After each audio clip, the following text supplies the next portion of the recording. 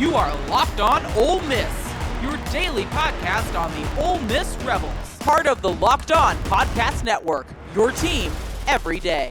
Thanks again for making the Locked On Ole Miss podcast your first listen every day. We're free and available wherever you get your podcast, including YouTube. We are part of the Locked On Podcast Network, your team every single day. Hello, I'm Steven Willis from the Locked On Ole Miss podcast, joined by Daylan Flowers, like I am every week.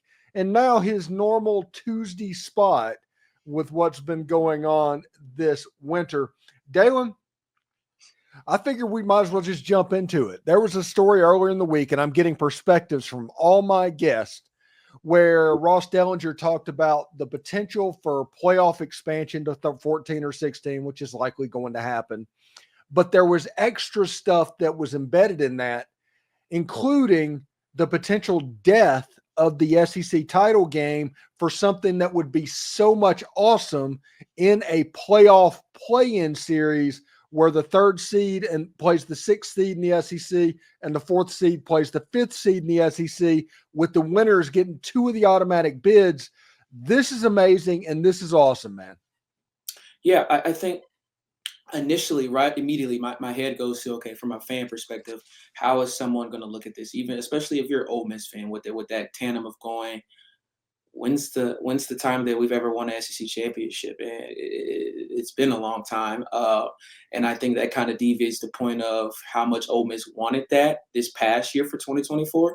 But I think it also gives Ole Miss an opportunity to have a little bit of buy moving forward. I think that this is incredible because we're seeing so much change in college athletics, and whether you like some of it, whether you dislike some of it, at the end of the day, you kind of just have to accept it.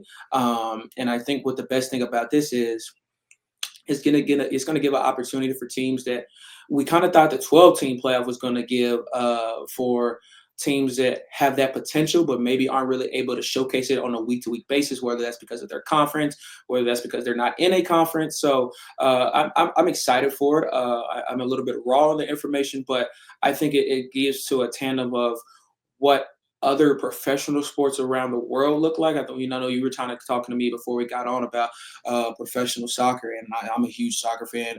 So for people that don't know, if the Premier League is the top league in English football, English soccer, whatever you want to call it. And the bottom three teams that finish at the bottom three standings at the end of the season, they get relegated to what is called the championship. And then the team that are first and second in the championship, and third place as well, get moved up to the Premier League. And then, it's a back and forth sometimes. Most teams that get promoted, they end up going back down the next year. But it brings a bit of passion and determination to do something that you can't repeat in the next season. And I think that's what's going to bring. I kind of reminisce really importantly about Notre Dame. You look at where they were at this year and in the years prior that they've been in that realm of being in the playoff, not being in the playoff. They have always just kind of outskirted just because simply, Steven, they're not in a conference. And regardless of whether you win a lot of good games or not, you can have a good testament that some people probably would have put other teams in this playoff other than Notre Dame just because they had that one loss to NIU earlier this season. They weren't in the conference. So I think it gives a bit of a bind to teams like Notre Dame, but it also brings an excitement to a team like Ole Miss. It brings excitement to a team that has potential or maybe in a good recruiting spot, but has not just been able to get over the hump in their history and even now. And I think that's going to give the guys that are uprising right now a little bit more chance to see some excitement in their own playoff round. All right, Daylan, let me drop this example on you. This is pretty awesome.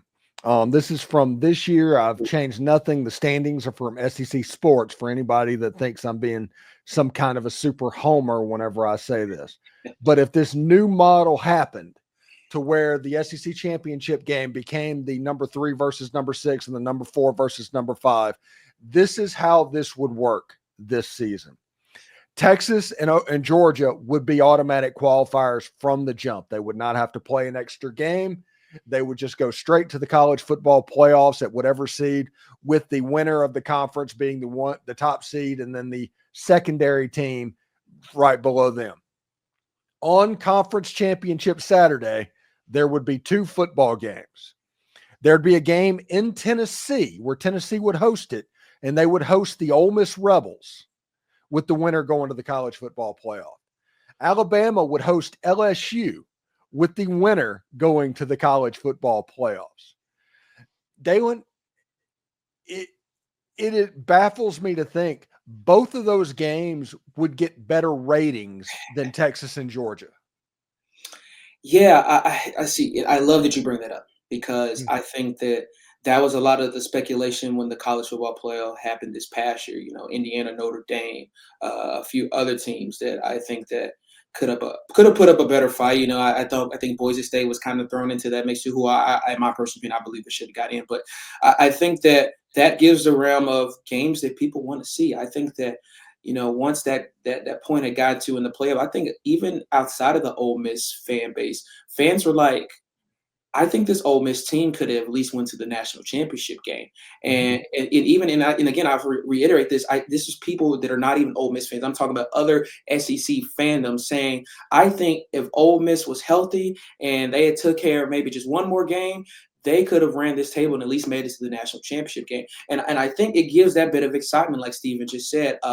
That's exciting. I know Alabama and LSU was not that fun this year, but to think of what may have changed in terms of maybe Garrett Nussmeier has a little bit of a chip on his edge going to Tuscaloosa this time instead of being comfortable at home. We get to see the first time Ole Miss and Tennessee play since the notorious 2021 game where all the golf balls and stuff were being thrown on the field and stuff.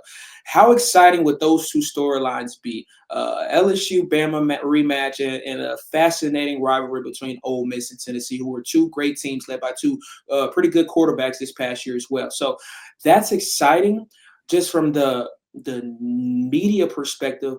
But you look at the matchup, especially Ole Miss Tennessee, that's a really good game. That's a Tennessee team that got into the college football playoff, struggled a bit at times this year. I think, Nico has a lot of potential, but struggled kind of being his first year at Tennessee. But that's a game that people want to see. That's a game that Ole Miss fans want to travel well for. That's a game that when you're an Ole Miss fan and 20 years after the game, if you win, you're telling your kids and your grandkids, oh, that was a good time. That was a time, a lifetime. That's what you're an Ole Miss fan for. And I think that brings a bit of a joy of what is being told right now and what could possibly happen moving forward within the college football playoff. And this is another part. This is 6 teams in the SEC and 6 teams in the Big Ten that would have these play-in type games situated.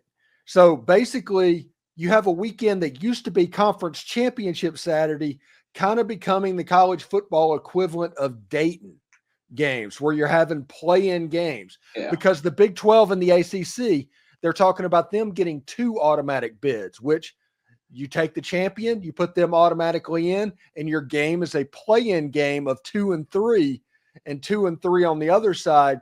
And if that happens, it is a ratings juggernaut. Essentially. Yeah, I think that there are 2 things for me immediately. I think from when I think of the Texas and Georgia perspective, how would those fan bases, how would that staff and players even like this idea? And when I say that is, you think about things in terms of playing a SEC championship game or not, or getting that first round bye, like you mentioned. But how much effect does that have when you end up actually playing a game, but you haven't played in, say, a month of football? How much effect does that end up having on you haven't played in a while? Then when you get ready on the field, then you get squashed because you haven't seen any game time in a month. So then it adds the point too. I think that a lot of coaches were debating, and I think Florida's head coach, Billy Napier, he kind of mentioned, I believe at the end of the season, it was either Billy Napier or Shane Beaver, some head coach, I'm sorry, y'all, Boise State's head coach. He mentioned that we could lose the conference we could win a conference championship game or lose a conference championship game, we still get in. And I think that brings a perspective of, now looking at it, how much are you going to rely on guys to be competent throughout the whole season? I'm not saying this is a good or bad thing, but I'm saying is, do you actually want to go undefeated? Do you actually want to reach the goal of having a first or second round bye, which I think is important? I don't think there will be buys because I think they're going to 16, which means everybody is going to play at the same time. Okay, then this is a fascination. This is a thing that I can really get comfortable with. I think that it gives the turns of teams that would not usually see each other, especially in SEC now with no divisions anymore, that I think will give a fan base of both sides a really good excitement. And I think as well, when you look at it, Georgia and Texas played each other in the regular season. Do we really want to see that game again? Not really. We already knew kind of what the impact was probably going to be, and it turned out to be that favor. So let's get some other matchups in. Let's get some teams that have great resumes but have not been able to get to the levels of elite consistency over the last few years and give them the opportunity to be great. Thanks again for making the Locked On Ole Miss podcast your first listen every day. When we come back, we'll talk to Daylan about hoops stumbling against Mississippi State over the weekend. But first, I do want to let you know about TurboTax. This message is from our sponsor, Intuit TurboTax. Taxes was dealing with piles of paperwork and frustrating forms, and then waiting and wondering and worrying if you were going to get any money back. Now taxes are easy. Uploading your form to TurboTax expert who's matched to your unique tax situation. An expert who's backed by the latest technology with cross-checks millions of data points for 100% accuracy. While they work on your taxes, you get real-time updates on their progress, and you'll get the most money back guaranteed, all while you go about your day. No stressing, no worrying, no waiting. This is taxes. Intuit TurboTax. Now, get an expert now on TurboTax.com. It's only available with TurboTax Live, full service. Real-time updates are only available in the iOS mobile app, and you can see guaranteed details at TurboTax.com/guarantees. All right, let's bring Daylan back in for a second. You know, I'm sitting here watching the basketball game on Saturday. I mean, I'm sure there was stuff that Saturday was a freaking terrible day for Ole Miss. It was an awful day. But Ole Miss got run a little bit in their own gym to Mississippi State. And I'm not necessarily worried too much about the result, because some fans are really big on you can't lose to Mississippi State on anything, and I get that. But in the reality of the situation, losing to Mississippi State is just losing another game. But you can't let this loss to Mississippi State turn into a loss in Vanderbilt. Then you go to Auburn. That losing streak has the potential to develop, which makes this Vanderbilt game on Saturday very important. Yeah, this is a Vanderbilt team that has some quality wins on their resume this year, and I think they're capable of beating any team in the conference. I want to say that you made a great tweet, I think, right after the game Saturday, basically saying Ole Miss had just played like they had already known they had gotten to the tournament Wednesday. And you know, you kind of – I love looking at some of the comments on your tweets, because sometimes you get ridiculed for it. But I thought that was the honest truth, man. Like, I didn't get to watch it live Saturday, but I rewatched it Sunday afternoon. And I saw an Ole Miss team that I hadn't seen all season long. And I'm not overly concerned about that. But like Steven said in his tweet, I genuinely believe, myself included, that this was an Ole Miss team that had already stayed in their mind, oh, we're fine. You know, this is a game that obviously we want to win, but we don't have to put 200% effort into winning this game, and they didn't. And, you know, that sucks, but it's also a standing point that at the same time, they only lost by 10 points at that moment. And I think this Mississippi State team has a lot of great wins this year. They took care of a Memphis team big time earlier this season that Memphis ended up beating us. So don't get this twisted. I think that if you want to look back at some losses, you look back at the earlier loss of Mississippi State. I think that was more definitive of what this team needed to work on than this past Saturday. You look at the Texas A&M loss at home. That was more definitive in terms of what this team needs to do to be successful in March. This game didn't worry me at all. I think that we saw the same things that we've kind of seen from Ole Miss all year. They just couldn't come back this time. They shot the ball poorly from behind the arc and from field goal percentage in general. They got out-rebounded by 12, if I'm not mistaken. And I'll give you a stat as well, Steven, that Ole Miss has been out-rebounded out of the last 12 games, 11 out of those last 12 games. And some of those have been wins, some of those have been losses. But it's a thing that mentally and physically Chris Beard has to prepare this team better for if they want to have a long run in the March Madness tournament coming up soon. You know, it's a time to learn and move on. And, you know, there's no need to dwell on this loss. I understand its state, and this is the game that you want to win as an Ole Miss fan, no matter the sport. Don't get me wrong. Trust me, I felt a little sour after losing too. But you don't dwell over this. Don't overdwell on this. This team is fine. I've seen this team in my opinion, have the best win in the entire country this year, going on the road on a Tuesday night at Tuscaloosa and forcing the number one offense to over 20-plus turnovers. I think this team will be just fine. There are small things that obviously need to be worked on. There was a bit of aggression lost on the defensive side that, again, like I said, I had not seen all year long. In my personal opinion, this is one of the 5 best defensive teams in the country, and I just didn't see that effort on that side of the ball, at least this past Saturday. And that's okay. That's not something that you want to happen as a coach or a fan, but it does sometimes. And sometimes your players get comfortable with success, which Ole Miss has had a lot of this year. And, it was probably just a punch to the chin that they probably needed, moving forward to finish this regular season off. At the beginning of the season, every player on this basketball team, remember, they're only human. Most of them are 22 and below year-old kids. But they've been told the goal this year is to make the NCAA tournament. The goal is to make the NCAA tournament. As it got closer, you need 8 wins to make the NCAA tournament. Everything at Ole Miss this season was about making the NCAA tournament. And then after they beat South Carolina, everybody told you, including me, if we're going to be honest about it, that Ole Miss made the NCAA tournament. Mm-hmm. It's natural that you have the letdown reaction. It was just the worst timing in the world for that to happen. But Daylan, you're absolutely right.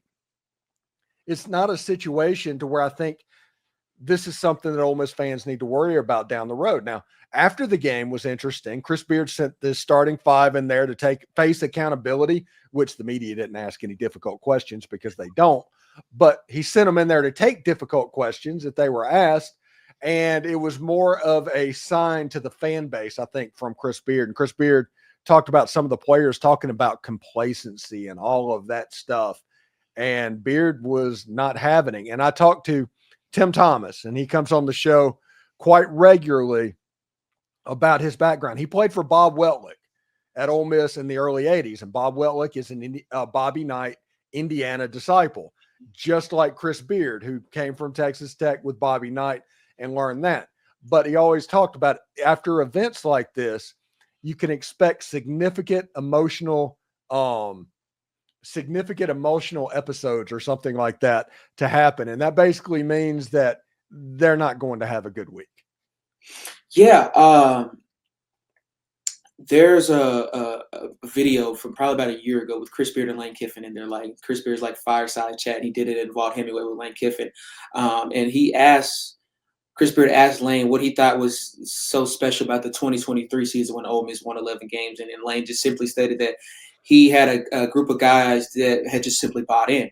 And that was kind of amazing, especially in the time of the transfer portal NIL.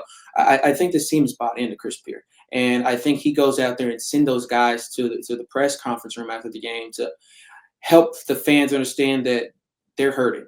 And although we kind of debate whether they put full effort in or not, they want to win every single game. And I think what was important is we've seen so much in the college basketball this year with women's and men, just kind of coaches kind of rampaging a little bit about players not really buying in. The effort of coaching and staffs is kind of hard, especially in today's of transfer portal. And you see some coaches retire and et cetera, and et cetera. But this isn't this Ole Miss team. And I think that's why I'm so kind of not – and I'm obviously not happy that Ole Miss lost, but I'm a little bit more comfortable that I think my peers are because I know this team is bought in. I know this is just a quick little stumble on the road, and then we'll get back to Vandy and we'll handle business like I've seen us do multiple times this year. I think you have to look back at the LSU game just simply that this team has heart and determination.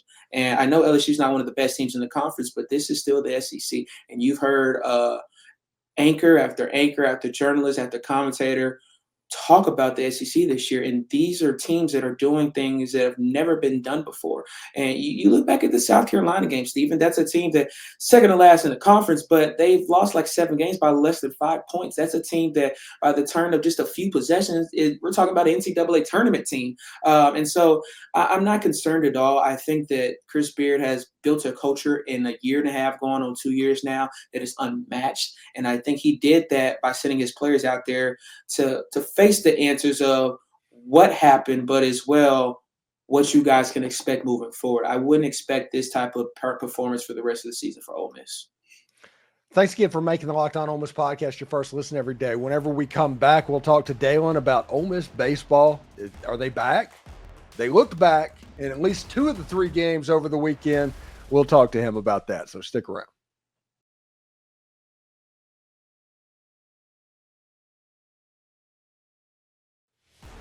All right. Thanks for watching the Locked On Ole Miss podcast. Here with Daylan Flowers. And Daylan, at least 2 of the games this weekend, Ole Miss looked all right. First of all, you had Hunter Elliott going on the mound against Arizona, who was ranked. Yeah, it was nice to have an ace on the mound again. It genuinely is. It makes everything better. Ole Miss had a really bad inning essentially on Saturday.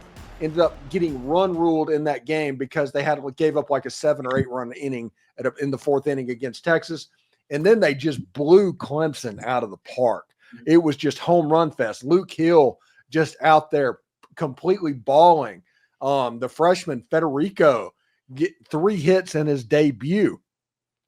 I got to see a lot of that game, and it's like, okay, this is the Ole Miss baseball team that I remember from a couple of years ago. It was really exciting, man. I've been, I think, overly excited with the changes that happened on the staff this year, just to see this baseball team play some other teams other than themselves. And first of all, Hunter Elliott is back, and I think that's the biggest talking point. The ace is back for Ole Miss. The guy's back for Ole Miss. The guy that can make every pitch, that can control every pitch, that understands the situation of where it has great situational awareness for every game. The leader of this Ole Miss baseball team, and he looked good. He looked really comfortable. He looked like he had an edge on him Friday night. I didn't get to watch the whole game live, but I got to see a majority of it, and it was exciting. It was relaxing. It was comfortable. It was like a bit of stretch is left off my shoulders, knowing that Hunter Elliott was back on the mound. And I'll say this too. I thought we swung the ball really well, man. Obviously, that Texas loss is. Don't get overstimulated about that. It's the first weekend of baseball, people. And it was 1 inning. It really was. Yeah, and you know what? And I'll say this too. Arizona, Clemson, 2 really good teams. But don't forget, Texas is in the SEC. They have developed a great history of baseball over the last 30 years, have one of the best coaches in the country. This is a conference that, football, basketball, baseball, track and field, soccer, swimming, all of it, they developed best. And that's a game that I thought we just went out there and we got tested against a really good team that is good at every phase of baseball. And that's what we're going to have to expect every weekend when conference play starts. But I'm not concerned at all.